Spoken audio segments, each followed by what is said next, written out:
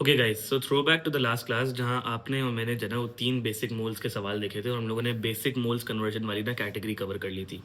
अब इस वीडियो के अंदर बेटा हम लोग को जो है ना नेक्स्ट कैटेगरी ऑफ मोल्स देखनी है, जो हम लोगों ने जो कि है हमारे पास परसेंटेज बाय मास की कैटेगरी। ठीक है, तो हम लोग ज़रा चेकलिस्ट देख लेते हैं। इसमें से हम लोगों ने मॉलिक्यूलर मास कर लिया था। ठीक है, हम लोगों ने बेसिक मोल्स कन्वर्जन कर ली थी। अब आज जो है ना वो हम लोग थर्ड कैटेगरी करेंगे, that is percentage by mass. ठीक है, तो बहुत सिंपल है और बहुत ईजी है। ज़रा इसको देख लेते हैं किस तरह से काम करना है। ठीक है, अच्छा ये देखो यहाँ पे हमारे पास एक क्वेश्चन दिया हुआ है, calculate the percentage by mass of nitrogen. ठीक है, इन इन सोडियम नाइट्रेट। ठीक है, अच्छा अब देखो जब भी सवाल होगा ना इसके अंदर से आपको इस सवाल के अंदर आपको दो चीज़ें रिक्वायर्ड होंगी। ठीक है, एक तो चीज़ ये कि भाई आपको परसेंटेज बाय मास किसका निकालना है। जैसे कि यहाँ पे अगर आप सवाल देखो तो बोलता है calculate the percentage by mass of nitrogen. किसका निकालना है? हमें नाइट्रोजन का परसेंटेज बाय मास निकालना है। एक तो चीज़ हमें ये मिल गई। दूसरी चीज़ हमें ये देखना है कि भाई हमें परसेंटेज बाय मास किस कंपाउंड के अंदर से निकालना है। मतलब नाइट्रोजन का परसेंटेज बाय मास तो मुझे कैलकुलेट करना है, लेकिन किस कंपाउंड के अंदर करना है उसने बताया है सोडियम नाइट्रेट के अंदर। तो यहाँ पे ये सवाल बहुत सिंपल होता है। इसके अंदर आपको बताया होगा भाई किसका निकालना है परसेंटेज बाय मास और किस कंपाउंड में से निकालना है, आपको स्ट्रेट फॉरवर्ड बताया होगा। अच्छा अब देखो यहाँ पे सोडियम नाइट्रेट क्या चीज़ है, पहले तो हमें ये देखना पड़ेगा। तो इसको जरा ब्रेक डाउन कर लेते हैं। वही बात है कि अगर आप लोगों ने, मैंने लास्ट वीडियो के अंदर भी आप लोगों को बताया था कि अगर आप लोगों ने एसिड बेसिस वाली प्लेलिस्ट नहीं देखी ना, तो पहले उस प्लेलिस्ट को लास्ट में देख लो, क्योंकि अब जो मैं करने वाला हूँ वो आप लोगों को चार्जेस क्रॉस मल्टीप्लाई करना आने चाहिए। ठीक है, तो सबसे पहले बेटा हमारे पास सोडियम होता है। सोडियम हमारे पास होता है Na+1 और नाइट्रेट हमारे पास होता है बेटा NO3 और उसके ऊपर चार्ज होता है -1, तो दैट इज NaNO3। अब एग्जामिनर अगर कभी अच्छा होगा तो आपको NaNO3 पूरा लिख के दे देगा, और अगर एग्जामिनर का मूड अच्छा नहीं होगा तो वो आपको जो है ना वो सोडियम नाइट्रेट लिख के देगा। तो आपको खुद से बताना पड़ेगा कि भाई सोडियम नाइट्रेट जो है वो होता क्या है। ठीक है, तो ये मेरे पास क्या फॉर्मूला बन गया इसका, मेरे पास बन गया NaNO3। ठीक है, अब मुझे क्या करना है कि मुझे NaNO3 के अंदर से नाइट्रोजन कितने परसेंटेज है इसके अंदर। मतलब NaNO3 मेरे पास पूरा कंपाउंड है, इसके अंदर आपको ये रहा नाइट्रोजन दिख रहा होगा, तो इसके अंदर नाइट्रोजन कितने परसेंटेज है हमें ये ना ये डिटरमाइन करना है। ठीक है, अब उसका फॉर्मूला बहुत सिंपल है, इसका कोई फॉर्मूला नहीं होता वैसे, लेकिन मैंने आप लोगों के लिए बना दिया required MR over total MR into 100। इसमें आपको करना क्या है कि रिक्वायर्ड हमारे पास बेटा क्या है, नाइट्रोजन है। मुझे किसका परसेंटेज बाय मास निकालना है? नाइट्रोजन का। तो मेरे पास रिक्वायर्ड क्या हो जाएगा? नाइट्रोजन हो जाएगा। तो नाइट्रोजन का जो भी MR है ना इस पूरे कंपाउंड के अंदर, आप उसको ऊपर लिख दोगे। ठीक है, यहाँ पे ऊपर न्यूमरेटर के अंदर क्या आ जाएगा? नाइट्रोजन का MR यानी रिक्वायर्ड का MR ओवर टोटल MR यानी पूरे कंपाउंड का जो भी MR है, मॉलिक्यूलर मास जो हम लोग कैलकुलेट करते थे ना, पूरे कंपाउंड का जो टोटल MR होगा वो नीचे आ जाएगा और इंटू 100 कर देंगे हम लोग। ठीक है, तो जरा ये करके देख लेते हैं। तो हमारे पास कंपाउंड था बेटा NaNO3, तो रिक्वायर्ड मेरे पास क्या हो गया? नाइट्रोजन हो गया। ठीक है, नाइट्रोजन एक होता है बेटा, एक नाइट्रोजन का एटम का मास होता है दैट इज 14। ठीक है, तो 14 इंटू 1, क्यों? क्योंकि भाई NaNO3 के अंदर से नाइट्रोजन कितने हैं हमारे पास? एक ही है, तो 14 इंटू 1 कर दिया मैंने। ठीक है, अपॉन नीचे मुझे टोटल MR चाहिए था। तो सबसे पहले मेरे पास आता है बेटा सोडियम। सोडियम एक का मास होता है बेटा 23, तो मैंने 23 इंटू 1 कर दिया। प्लस मेरे पास जो है ना वो N कितने भाई? एक है, और एक N होता है 14 का, तो मैंने 14 इंटू 1 कर दिया। प्लस मेरे पास ऑक्सीजन 3 है यहाँ पे, और एक ऑक्सीजन हमारे पास होती है बेटा 16 की, तो 16 इंटू 3। ये सारी वैल्यूज आपको कहाँ से मिलेंगी? जो मुझे मिल रही है 23, 14, 16, ये आप देख लो यहाँ पे, ये पीरियोडिक टेबल से मुझे मिल रही है। देखो नाइट्रोजन का 14, सोडियम का 23 और ऑक्सीजन का हमारे पास 16, तो ये सारी वैल्यूज मुझे पीरियोडिक टेबल ऑफ एलिमेंट से मिल जाएंगी। ठीक है, और फिर इसके बाद मैं इसको इंटू 100 कर दूंगा। अब बच्चे क्या करते हैं कि इसको भाई इसको अलग कर रहे हैं वर्कआउट, इसको अलग कर रहे हैं, इतनी करने की जरूरत नहीं बेटा। इसको डायरेक्ट कैलकुलेटर के अंदर वैल्यू पुट करना। एक फ्रैक्शन का बटन दिख रहा होगा आप लोगों को यहाँ पे। ठीक है, फ्रैक्शन का बटन दबाएंगे हम लोग। इसके बाद हम लोग क्या करेंगे? 14 इंटू 1 कर दिया मैं। देखो न्यूमरेटर के अंदर जैसे मैंने यहाँ पे लिखा है अपना सामने आपकी स्क्रीन पे, उसी तरह से मैं कैलकुलेटर के अंदर वैल्यूज पुट कर रहा हूँ। 14 इंटू 1 हो गया। इसके बाद नीचे क्या करूँगा? पहला ब्रैकेट आया, 23 इंटू 1 लिख दिया, प्लस 14 इंटू 1 लिख दिया। ठीक है, प्लस हम लोग 16 इंटू 3 लिख देंगे। तो यही काम मैंने पूरा डिनोमिनेटर के अंदर आप देखो मैंने कर दिया आपके लिए। जैसे मैंने लिखा था ना आपकी स्क्रीन के ऊपर, वैसे ही मैंने ना बेटा पूरा जो है ना उसको पूरे न्यूमरेटर और डिनोमिनेटर के अंदर वही सेम चीज़ें लिख दी हैं। अब इंटू 100 करना है मुझे, तो मैं इसको ज़रा इंटू 100 कर लेता हूँ यहाँ पे। ठीक है, तो यहाँ पे मैंने इंटू 100 लिख दिया और इसके बाद मैं इक्वल्स टू दबा दूंगा। ठीक है, तो आपके पास जो है ना आपकी फाइनल वैल्यू आ जाएगी, दैट इज 16.47। ठीक है, तो आप लोग क्या करते हो कि इसको ज़रा अलग कैलकुलेट करते हो, फिर इसको अलग कैलकुलेट करते हो, फिर इसको अलग मल्टीप्लाई करते हो, और उसमें ज़्यादातर कैलकुलेशन एरर बहुत आता है। तो इससे बेहतर ये कि आप इसको जो है ना प्रॉपर आपको कैलकुलेटर का यूज़ करना आना चाहिए। फ्रैक्शंस का यूज़ करो, उसके अंदर फ्रैक्शंस के बटन का बहुत इजीली काम हो जाएगा सारा। तो दैट इज 16.47%। तो तो ये चीज़ क्या डिटरमाइन करी है भाई मेरे पास, ये चीज़ ये डिटरमाइन करी है कि मेरे पास पूरा जो कंपाउंड था NaNO3 उसके अंदर से मेरे पास नाइट्रोजन कितने परसेंट था बेटा, 16.47% मेरे पास नाइट्रोजन था। तो ये मैंने परसेंटेज है मास ऑफ नाइट्रोजन निकाल के देख लिया। इसी तरह से एक और क्वेश्चन देखते हैं इसका। वापसी वही बात है कि मुझे परसेंटेज बाय मास के अंदर क्या दो चीज़ें चाहिए होती है कि भाई मुझे किसका परसेंटेज बाय मास निकालना है और किस कंपाउंड में निकालना है। तो सबसे पहले आप देखो तो मुझे बोलता है calculate the percentage by mass of chlorine. किसका निकालना है मुझे, क्लोरीन का। इन कंपाउंड क्या है मेरे पास, 2CaCl2।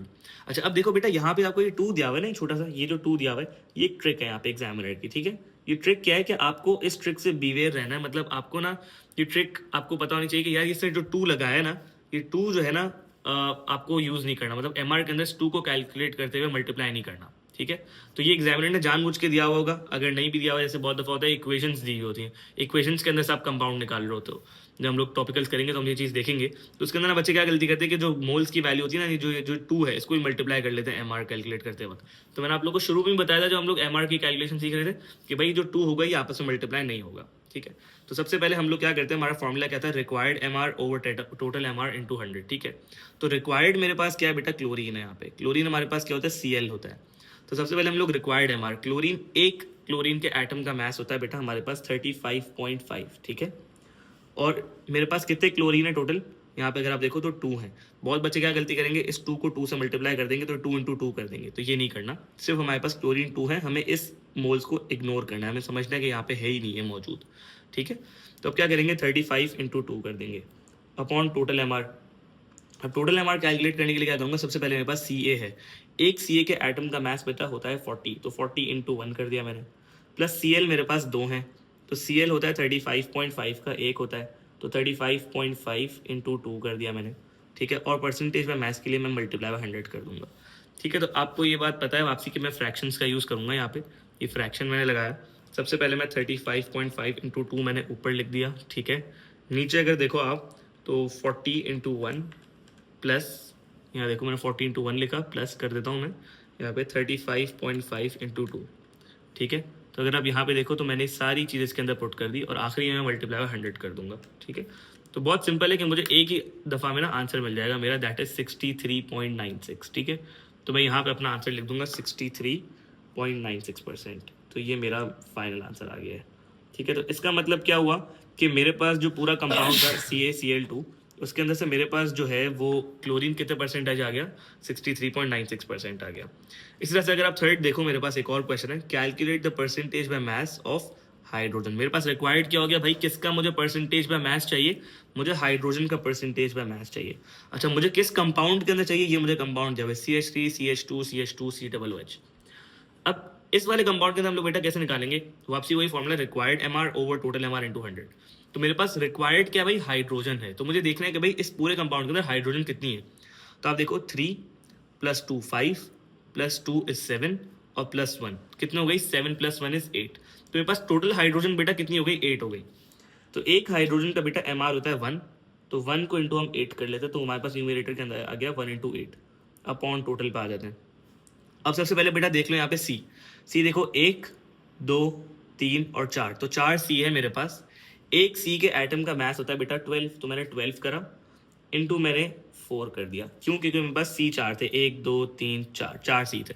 इस तरह से अगर आप O देखो तो O आपके पास बेटा कितने हैं यहाँ पे, 1 और 2, तो एक O का मास होता है 16, तो 16 इंटू 2 कर लेता हूँ मैं। इसके बाद हमारे पास हाइड्रोजन आते हैं, हाइड्रोजन आप देखो 3 2 5 2 7 और 1 8, तो 8 हाइड्रोजन थे। तो मैंने एक हाइड्रोजन होता है 1 का, 1 इंटू 8 कर दिया, और परसेंटेज में मैथ्स के लिए मैं मल्टीप्लाई 100 कर दूंगा, ठीक है। तो अब क्या करेंगे, हमारे पास फ्रैक्शन वापसी लगाऊंगा मैं, ऊपर आ जाएगा मेरे पास 1 इंटू 8, ठीक है। नीचे आ जाएगा मेरे पास 12 into 4 plus 16 into 2 plus 1 into 8, ठीक है। और परसेंटेज बाय मैथ्स के लिए मैं मल्टीप्लाई 100 कर दूंगा। तो मैंने वापसी बेटा इसी तरह से मैंने फ्रैक्शंस का यूज़ करा है। मैं आप लोग को भी यही चीज़ सीखना आना चाह रहा हूँ कि आप लोग भी ना फ्रैक्शंस का इस्तेमाल करना, अलग अलग वैल्यूज़ कैलकुलेट करोगे तो उसमें हमेशा एक एरर रहेगा और फिर वैल्यूज़ बहुत सारी लिखनी पड़ती, क्लटर बनता है, ठीक है। तो यहाँ पे हमारे पास क्या आ गया आंसर फाइनल, 2.63, ठीक है। तो हमारे पास क्या आंसर आ गया भाई, हमारे पास आ गया कि हमारे पास 2.63% हाइड्रोजन है इस पूरे कंपाउंड के अंदर, ठीक है। तो ये मेरा आंसर आ गया।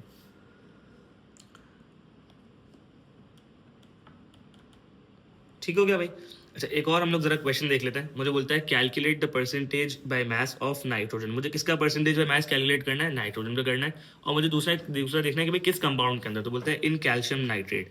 मुझे कैल्शियम नाइट्रेट के अंदर percentage by mass of nitrogen चाहिए। अब कैल्शियम नाइट्रेट के अंदर मैं कैसे कैलकुलेट करूंगा? देखो, सबसे पहले मुझे देखना है कैल्शियम नाइट्रेट होता क्या है। तो कैल्शियम मेरे पास होता है बेटा Ca+2, ठीक है। नाइट्रेट मेरे पास होता है NO3-1, तो ये क्या बन जाएगा मेरा बेटा? CaNO3 2। अब क्या करना है हमने कि मुझे क्या चाहिए? मुझे चाहिए कि भाई नाइट्रोजन इस CaNO3 2 के अंदर से नाइट्रोजन कितना परसेंटेज है। तो मैं क्या करूंगा, सबसे पहले तो रिक्वायर्ड का MR ऊपर आएगा ना। तो रिक्वायर्ड मेरे पास क्या है भाई? नाइट्रोजन है। तो नाइट्रोजन एक का MR होता है मेरे पास 14 इंटू मेरे पास टोटल नाइट्रोजन इस कंपाउंड के अंदर कितने, अगर आप देखो तो यहाँ पे अगर आप देखो तो नाइट्रोजन NO3 के नीचे बेटा 2 लगा हुआ है। तो ये 2 जो है वो नाइट्रोजन वैसे तो 1 है, एन के नीचे कुछ लगा तो 1 है, लेकिन 2 जो है वो इससे मल्टीप्लाई होगा, तो 2 इंटू 1 इज 2। तो इसका मतलब क्या है, मेरे पास नाइट्रोजन टोटल कितना हो गया भाई? 2 हो गए। अगर आपको ये बात नहीं समझ आ रही कि नाइट्रोजन 2 किस तरह से, तो वापसी में आपको बोलूंगा लेक्चर 1 देखो मोल्स का। उसके अंदर मैंने बिगनर गाइड के अंदर सारी चीज़ें कवर करी हुई कि नाइट्रोजन 2 कैसे हैं, 1 कैसे हैं, ऑक्सीजन 6 कैसे हैं, ये सारी बातें मैंने ऊपर कवर करी थी। ठीक है, तो हमारे पास 14 इंटू 2 हो जाएगा, क्योंकि हमारे पास नाइट्रोजन 2 है। ठीक है, तो मैंने 14 इंटू 2 कर दिया upon total MR। Total MR के लिए सबसे पहले बेटा मेरे पास Ca है। एक Ca मेरे पास 40 का होता है, तो मैं 40 इंटू 1 कर दूंगा। प्लस मेरे पास नाइट्रोजन कितने थे भाई? मेरे पास नाइट्रोजन थे 2, तो 14 इंटू 2 हो जाएगा। प्लस मेरे पास ऑक्सीजन कितने थे भाई? ऑक्सीजन मेरे पास वैसे तो 3 थे, लेकिन बाहर इसकी 2 भी लगा होता, तो 2 3 ज़ा 6, तो 2 इंटू 3 कर दूंगा मैं, तो ये 6 आ जाएगा। तो मेरे पास ऑक्सीजन 6 है, और एक ऑक्सीजन मेरे पास 16 का होता है, तो 16 इंटू 6। और फिर परसेंटेज में मैथ्स के लिए मैं मल्टीप्लाई बाय 100 कर दूंगा।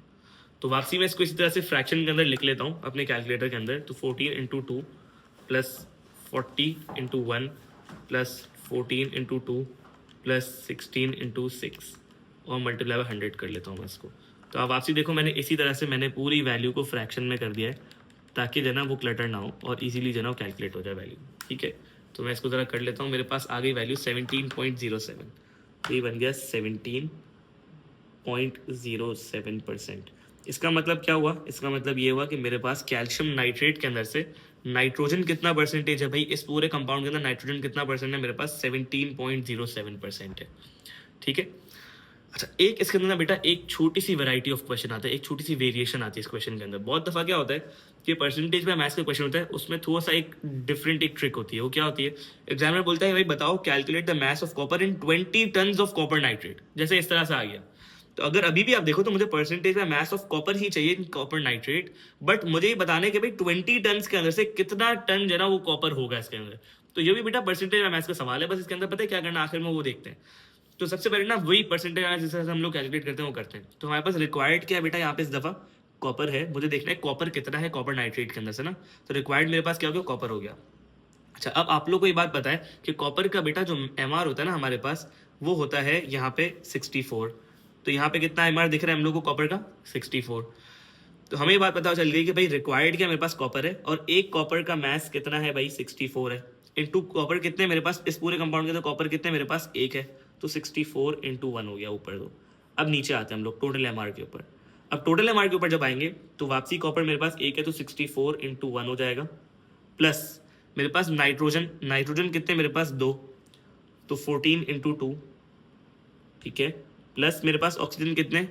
2 3 ज़ा 6, 2 इंटू 3 कर देंगे तो ये क्या हो जाएगा? 6 हो जाएगा। तो मेरे पास 6 ऑक्सीजन है, तो ये हो जाएगा 16 इंटू 6।